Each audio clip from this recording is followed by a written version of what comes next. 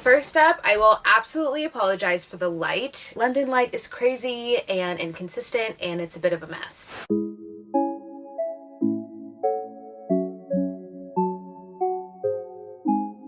Hi everyone, welcome back to my channel. For those of you that are new here, my name is Chantel Russo, founder and creator of the blog Simply Chantel and the clothing store simplysend.com.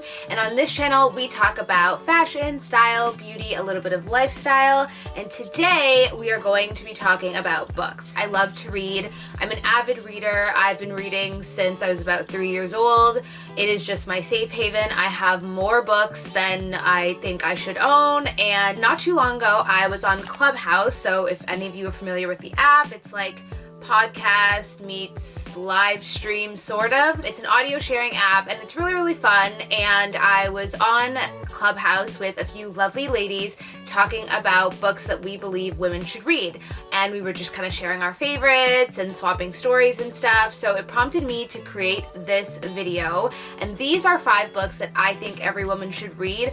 Obviously, this list is not exhaustive at all, but I tried to pick one book that I would recommend from each subsection, and I'll briefly talk about why I love the book and some favorite quotes from those books as well. So if you're interested, then please keep watching. 2 of the books I only have physically in my hand today, one on Audible and the rest I have in Toronto. My books are kind of all scattered. I still have a bunch of books at my mom's house, some books with me here, and then I'm also a big lover of Audible, so I've got a few books on there as well. But let's get started. So I've got my phone here because I need to have my notes so I can stay organized. 5 books that every woman should read. So we've got Work, Play, Love, Friendship, Money, and Spirit. So it's actually 6. I just added one in because I felt like I wanted to separate work and spirit. So the first book on my list, which is Work, will be The Success Principles by Jack Canfield.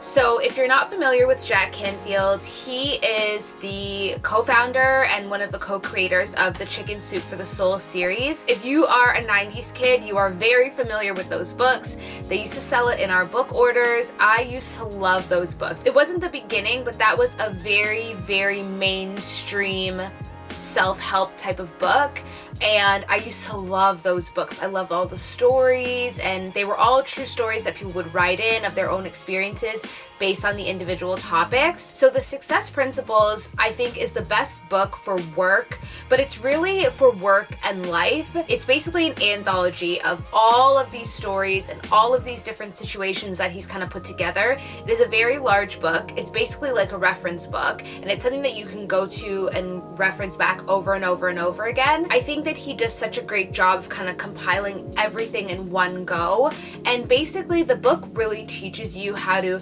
get out of your own head, take control of your own life, be responsible for yourself, and start to look at the world and your life a lot differently. I highly recommend it for anyone that has maybe never dabbled into self-help, maybe doesn't really like self-help, and just wants one book that they can really kind of get that kick in the pants. Success Principles, what makes it so good is that it covers so many different topics in your life, both inward and outward, and I feel that, you know, a lot of people would say who you are at work is who you are in your life, and there should be proud correlations between the two. And I'll share with you my favorite quote from that book. There's so many quotables, like it is so good, but basically I like this quote because I think it sums it up perfectly.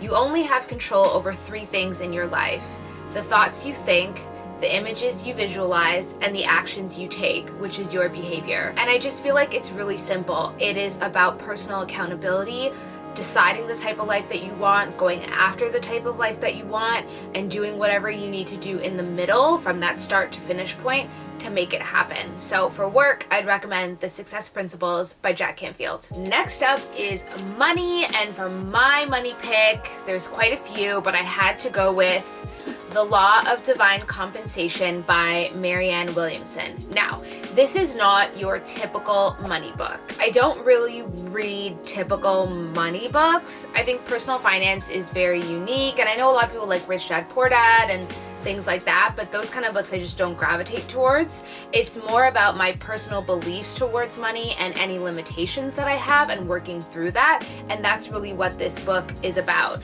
It's very faith-based. Marianne speaks from a position of referencing God and the universe, so if that's your jam, you will love her work. This book is so small. I've read it many times over. It's a great book for the plane, you know, when we were traveling, a commuter book. It's fantastic. So there's quite a bit of content in here, and this is probably one of the older books that I've had. I've had it for years. She also adds prayers in here, which I think is just so nice, and you can kind of just stop midway through, say a quick prayer, keep reading the book. But it's really for someone who's open to looking at money from more than just something that we exchange in trade. Look at money as more of a spiritual aspect and spiritual aspects of money. It really helps you dive deep into your own personal beliefs about money and, you know, what you feel you are worth and how you feel talking about money, asking for money, being rewarded, how you feel about spending money, all those kind of things this really dives in deep about, and it just kind of exposes you to different ideas, which I think is really important, especially if you've never done that for yourself in the past, or if you've now realized that, you know what, actually, you know, I don't mind spending for gas, but when it comes to going out for dinner, I get really tense about it, or I feel uncomfortable about it, or I rent, but I don't feel like I can ever afford a home. And it really just kind of shapes the way you think about money from a faith-based point of view. I've got so many like quotes and stuff in here, but one that I really like, she basically says, "Our circumstances can shift, and they often do, but God's love is fixed and unalterable. Love's compensatory response to lack or limitation of any kind is built into the patterns of the universe. No matter what our problem is, the universe is on it. Absorb your loss, or more specifically, the Holy Spirit can absorb it for you." I just love it. Like, it's a really, really, really good book. She talks about examples and things like that, and I just think it's a good book for someone that wants to really look at their beliefs when it comes to money and just life in general. You know, she says forgiveness is the most powerful key to new beginnings. I 1000% agree. The first time I read this book, I was going through a really hard time, and it really just hit me. External justice will do us little good if we remain internally victimized. Absolutely. How many people do we know that really play the victim in their own life instead of taking accountability and deciding that they're going to be the victor in their life? You know, it's often said that we can be bitter or we can be better. Facts. We must always act for justice because justice is of God, but we seek to let go of the internal tension that blocks the flow of love.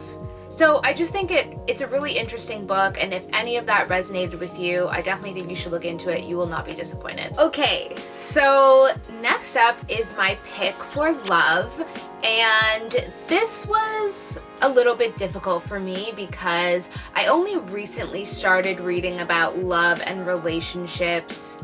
I would say late-ish last year, but mostly this year in 2020. Love is such a personal thing, and our approaches to love and relationships can be very different based on culture, faith, ethnicity, everything. I think that this is a good pick because I think that you should read things in your life that you may or may not always agree with, because it exposes you to different ideas, and then you can pick and choose what suits you best. And at the very least, it gives you a great knowledge on where other people come from. So I chose The Seduction Mystique by Ginny Sales. This is an old book. I don't even know when the first edition was made. She probably wrote this in the 90s. Which, side note, I love old books, especially old books on like love and dating, networking, things like that. I just feel like, obviously with the beauty of technology is that everyone can be an authority, and now people write books all the time, but I feel like authors in the 90s and the 80s and even older than that put a lot of work into writing a book and put a lot of knowledge and put a lot of gems in their books. I think now it's much harder for authors because you have to build enough for the book, but then you need to create content for either your blog or Instagram or Twitter, and it's just a lot. And I feel like the way we approach books and how sacred they were, and they live on and they live on, so I want to put the best of the best in a book, is just kind of not the same. So I feel like older books are just really like the best, but that's just me. I'll say that first off, there's not everything in this book I agree with, but I think that in the digital age and in the age that we're in now, dating has become really complicated, especially for women, and I feel like we are on the losing end of that stick. There's so much noise and there's so much advice coming from every different direction that we sometimes end up settling for less, and we forget the aura and the power that women have. Like, women are such magnificent beings, and I really don't say that out of pocket. I truly believe that with all of my being, and I think diving into books like this remind me of my power when I feel like I don't have it anymore. It's more than about seduction. It's about loving yourself, loving men, loving the beauty that you two can have together, and realizing that you are a 10, you are 100% with or without someone. And it's just about you cultivating your own glow, your own feminine aura, regardless of your marital status. And then obviously this is with the focus on dating, to be married, and it really talks about, you know, how to lure the opposite sex in the right way, how to maintain your feminine aura without necessarily, it doesn't mean just sleeping with everyone and anyone. It's actually the opposite. And, you know, dating in a way that always puts you first, but not in a selfish way, just in a self-love type of way. And I think that if you've had trouble dating, or if you've never really read any books on the subject, I think that this is an incredible book to read. Obviously, this is written by a woman. She's much older now. I think she's in her 60s now. It comes from a very traditional point of view. It is heteronormative, so there is no they, there is no reference to same-sex relationships. It's man, woman, dating to be married. Like, it's very traditional in that sense. So if you're not into that, then obviously this book isn't really gonna work for you. Although I think there are gems for everyone. I think if you identify as female, there are gems in here for you. It gives you talk tracks, things to say to men, you know, human inclinations that we have, especially as women. Here's a really good thing that she says. Women have been taught to be too pleasing, too restrictive in expressing our need for variety. Release the fascination of your personality while dating, and don't be afraid to show your knowledge, your curiosity, and your playfulness. Think of ways to keep the relationship interesting for yourself, not for him, and he will likely find it more interesting also. And the reason why I like that passage is because we are taught that we just sit around like ducks, and I say we as in like straight women, sit around as ducks and just wait for men to pick us. And that is not the case, and it's such a terrible way to date and to approach love. Like, men chase, but women vet. Women do the picking. And I think that when you look at yourself as I am choosing, I am not waiting to be chosen, you claim the power that you've always had. And I think that's really important, because I've even had men say that, you know, they felt like the woman that they were with just wanted to get married, not necessarily that she wanted to get married to him specifically. And that's very powerful, because who wants that? You always want to feel like you've been chosen, but you should be actively picking. Don't be so caught up on the end result that you miss out on all the joy and the power and the beauty that you have. Another thing that she says that I think is very, very important when dating: deep, soulful talks may make you feel closer, but they don't guarantee he will end up treating you any better. This was groundbreaking for me, because it's very true. I am someone that can definitely go long and deep with a person and have really deep conversations, because I love that exchange and that vulnerability, because I think it's so powerful. But I've definitely made the mistake of thinking that because you and I are having that exchange, that means that now we have this bond, because that's how I feel. Men, I don't think for the most part look at it that way. So I think you have to really protect yourself as a woman as well. Honestly, I'm going off the deep end here, but the point is I love this book. I think it's fabulous for women if you identify as straight and you identify as dating straight men. The Seduction Mystique by Ginny Sales. Master the body language of flirting, meet men, find love, and get married. If any of that sounds even remotely interesting, pick up this book. Next up is Play, and I actually don't have this book with me, but I've had this book for years, and it's actually in Toronto, and that is Big Magic by Elizabeth Gilbert. I'm sure many of you, if not most of you, have heard of Elizabeth Gilbert. She was the powerhouse author behind Eat, Pray, Love, another great book and great movie. She created Big Magic specifically for creatives and the creative process. Big Magic, I think, is a beautiful book because it's very unique in what it says, and it's basically teaching you to go through life with open arms and curiosity and all the things that foster creativity, and to not lose that regardless of who you are, what you look like, how much money you have, what you do for work. And it's very unique in that sense because most personal development self-help books are targeted towards inner and then work, but this is kind of a hybrid between the two. Like, it doesn't have to be your vocation, it doesn't have to be what you do for money. This can be something that comes from pure joy and radiance. And it came at a really good time, especially because we live in such a heavy side hustle, gig economy, work, monetize your talents, blah, blah, blah. And I think that this book went against all of that and just said, hey, this is equally who you are, it's equally valuable, and it equally has its right to be in your life. And it was just very different. And I think it talks about the creative process, you know, because as children, we're so creative. It's in school, we're taught to draw and color and da-da-da-da. And slowly but surely, as we get older, real life kicks in and all of that is gone and it's almost looked down upon. And I think that this book is so beautiful in that sense. I highly recommend you read it, especially I think for women. We are expected to do so much, especially now. Work, we gotta look good, we gotta be fit, we have to raise children, we have to do it all. And Big Magic really talks about the beauty of finding something for you, by you, and for nobody else. It really makes you look inward in a really deep way that has nothing to do with the outside responsibilities of life, husband, kids, work, that sort of thing. It's a beautiful book, and I think it's very unique in the space. My favorite quote from it, which I'll share with you guys. So this, I believe, is the central question upon which all creative living hinges. Do you have the courage to bring forth the treasures that are hidden within you? And again, it's simple and it sums it up, you know?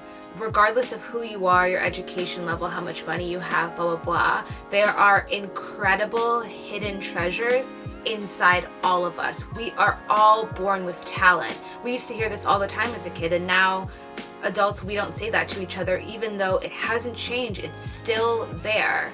And I think that Big Magic allows you to look inside yourself in maybe a way that you haven't in a long time, especially because once you start to get older in school starts to get more serious, life starts to get more serious, and the idea of play is really looked down upon.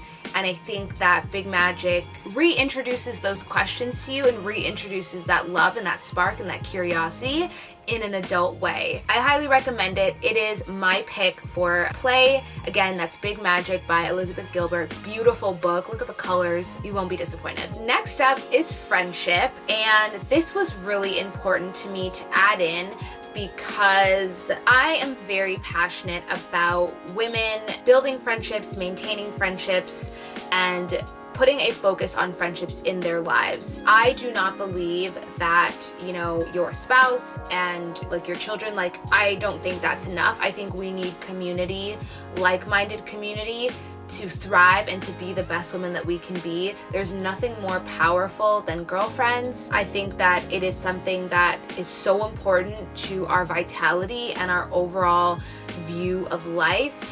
and that we miss out so much without those relationships. I think that men inherently do a better job of maintaining community than women do, and I think that it's really important. You need both. You need a balance, and I think that when you have a balance, then you don't rely on one or the other to make up for something that they really can't offer you. So my pick for friendship is Friendships Don't Just Happen by Shasta Nelson. It's a really unique book. Obviously, there's not a ton of literature, like quality literature with a research point of view on women's friendships, how we maintain them, why we maintain them, why we need to maintain them, and also the hierarchy of friendships. And Shasta Nelson, if you Google her, that's all that her work is about. She has another book called Frientimacy, but Friendships Don't Just Happen is my preferred book. I feel like it's amazing. She covers a lot of topics. If you're even remotely interested in that kind of work, I think you should read it. Or if you have never really taken audit of your friendships, or you feel like it might be lacking, or anything of the sort, if you're even remotely interested in it, highly recommend picking it up. I have it on Audible. It's a great listen. She's got a YouTube channel as well where she does like Q&A, so that could be a really good place for you to start with this kind of work. But basically, you know, I read it because I want to be a good friend, and I want to make sure that I'm being a good friend to those that I care about. I want to make sure that I'm always open and willing to meet new people. I do not subscribe to no new friends. I'm sorry, I don't. I never have, and I never will. I think that we close so much more off from ourselves when we refuse to meet new people or to engage with new people. And it's a fear mechanism, right? You're trying to protect yourself, but it's no different than getting your heart broken and saying you're never going to date again. You will, this will pass, and it's a moment in time. And I think that you cannot use fear and bad experiences to be a driving force in your life. You take the meat and spit out the bones. So you take the lessons, what you learned, and you use that as better knowledge to move forward. When you know better, you do better, but you don't close yourself off from life and life's experiences. And that's how I feel about friendship. Sometimes you have bad experiences, sometimes you have good experiences, and sometimes you have experiences where you don't really know where they land. But I think you should always open yourself up, because when you close yourself off, then you can't get the light in. So my favorite quote from that book is basically what she says. I refuse to let past rejections, fears, insecurities, and previous losses stop me from being ready to receive this time. It's basically what the title says. Friendships don't just happen. They require effort, just like, you know, dating doesn't just happen. It requires effort, but both are so equal and are so valuable to your quality of life. And I just want, and I believe that as women, we need to put a focus on both and not just in our intimate relationships as well. Okay, so last but certainly not least, we have spirit. So this is kind of our bonus round, and I think that this is probably the first self-help book I ever read. This book is old. Well, it's not that old. It was released in 2009. But this book, even when I see the cover, I just have such a wave of nostalgia, because I remember reading this book and I just loved it and I thought it was so beautiful. Whatever, I'm not going to get emo. The book is called God Never Blinks, 50 Lessons for Life's Little Detours by Regina Brett. And it's just a beautiful book. Like, I really can't describe how beautiful it is. Long story short, this is a woman that had cancer, and she has 50 little lessons throughout the book. They're like short stories. You can read this book from start to finish, which I advise, because each story weaves into the other and it goes in order, versus the success principles. You could kind of like, you know, pick and choose which chapter resonates with you at the moment. But with God Never Blinks, read it from start to finish. Even that statement, God never blinks, I think it's so beautiful, because it is easy to feel forgotten and to feel missed and to feel like, you know, someone just missed you while you were born, and now everything that you do just goes to crap all the time. And she talks about that in the book, and just lessons on getting on with life, moving on with life, opening up yourself to life, being beautiful with yourself. It is such a beautiful book from a woman that has obviously gone through something. Like, I love it. It's not, you know, this like deep research or anything like that. It's just one woman's experience, and she's just sharing it with the world in such a touching way. She's such a beautiful writer. This is my favorite quote. The world isn't ending. You are just experiencing turbulence. The plane is safe. The pilot is good. You're in the right seat of life. You just hit a patch of bumpy air. Wait, it will pass. Who doesn't need that every once in a while? Who hasn't needed that almost every day since 2020 began? I just think it's so simple because it's so easy to get caught up in our lives and get caught up in whatever mud we seem to find ourselves in that moment. And I'm always so grateful for a moment of clarity, a moment of, it's okay, calm down, like you will get through this. This will be okay. It doesn't feel that way now, but eventually those feelings will pass, the problem will pass. And I know that because we've all been there. I definitely can get in my feelings and I feel like, and it's hard to kind of see the tree amongst the forest. But, I look back on moments when I was struggling or I just felt like I was in the thick of it. And it's true, time does heal and things will get better. And I think that the book is so beautiful because it's something you can pick up when you're feeling low, when you just want a bit of encouragement from someone that's gone through something very traumatic. And she speaks about all different types of moments that she's experienced in such a profound way and a beautiful way. She even talks about getting a mastectomy and like loving her body after that. And especially for women, we have so much pressure on us about how we look, too short, too tall, too fat, too thin, too wide, too this, too that, all of the time. We put it on ourselves, society puts it on us, we put it on each other. And something like having a mastectomy and loving your body and loving the way it looks and the way it feels, that is incredible. I just think there's so much wisdom in that book, and it's a book I will never forget. Doesn't matter how many books I read, I always remember it, I always think about it, and I long for it. I think I need to buy another copy just so I have it here because it's been a while since I picked it up, but it's a beautiful book. And I think it's great for spirit. And I think if I had to recommend only one book, I would recommend that one. I think all women should read it. It holds a special place for me. So there we go. I know that was 6. We've got work, play, money, spirit, and love. How did I forget love? I'll link every book down below so you can see, and maybe I'll add in a few that didn't quite make the list but are some of my favorites as well. Maybe I should just create like an Amazon page or something. If you guys like this video, give it a thumbs up, share it with a friend that you know that loves to read as much as you do. Comment down below with your favorite book. Like, what is your one favorite book that every woman should read? Because I'm always looking to add to my list. So comment down below and let me know your favorite book. And if you guys like content like this, then also let me know. I'm more than happy to do it. This is definitely different than what I normally create, but again, it's a true passion of mine. So let me know what you think. And until the next one, take care of yourselves, take care of each other, and I'll see you. Bye!